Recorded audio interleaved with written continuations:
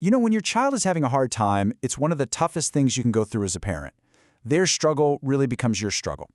So today, we're going to explore what might be happening behind these challenging behaviors. And we're not going to look at them as problems that need fixing, but as really important signals that we need to understand. So let's dive in. It all starts with this heartfelt message from a parent. They wrote, "Hello, could you recommend a good child psychologist for the city of Varna? I don't know if anyone has had a similar problem.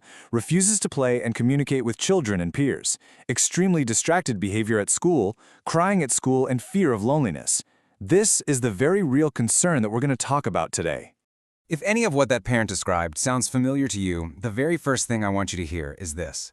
What you are seeing should not be underestimated. These behaviors, they're not a choice. They are a loud and clear signal that your child is going through some pretty significant internal discomfort. It's their way of telling you that something is wrong and that they need help. So, what do these signals actually mean? Well, from a psychological point of view, there are a few possibilities that can help us get a better picture of what's going on in a child's inner world. Let's walk through 4 of the most common explanations together. The first possibility we should consider is childhood anxiety. Now, anxiety isn't just about being a little worried. Think of it more like the brain's own alarm system getting stuck in the on position. It makes situations that are perfectly safe, like being at school or playing with other kids, feel really threatening. So when a child cries or avoids these things, it's not defiance. It's actually a very natural response to what feels like a very real threat. And when a child seems distracted, it's often not what we think. It's not that they're just daydreaming or bored. Their mind might actually be incredibly busy, totally preoccupied with all these fears and worries. So they aren't tuning you out on purpose. They're just completely overwhelmed by this internal state of high alert.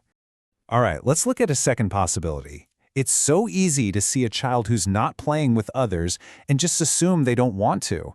But what if that's not it at all? What if they desperately want to connect, but they just don't know how?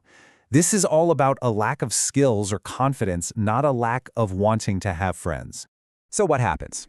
Well, this avoidance becomes a kind of protective shell. If a child is terrified of being rejected, not even trying to play can feel a whole lot safer than trying and possibly failing. They're not trying to be antisocial, they're just trying to protect themselves from getting hurt. The third area we need to look at is what's going on in their life. Children are kind of like emotional barometers for their entire environment. So when you see a sudden shift in their behavior, it often points directly to a recent change or some kind of stressor that's happened. So, the important thing here is to just pause and reflect. Has anything big happened lately? A new school? Maybe a fight with a friend? Or even some tension at home that you thought they didn't pick up on? You see, kids often show their stress through their actions because they just don't have the words yet to explain all the complicated feelings they're having inside.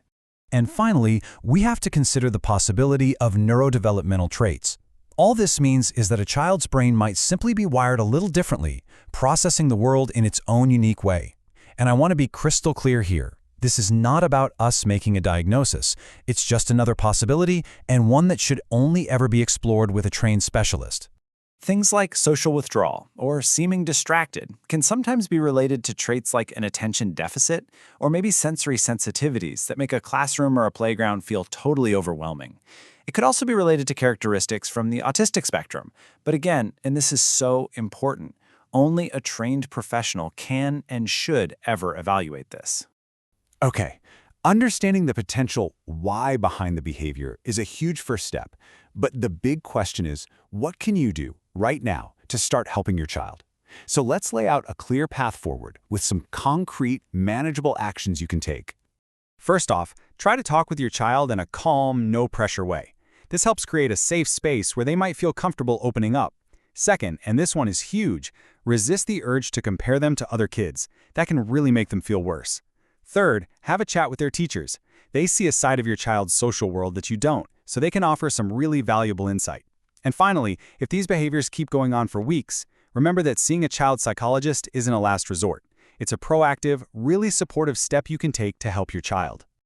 When you do talk to your child, try opening with a simple phrase like this one. I see you're having a hard time. I want to understand how you feel.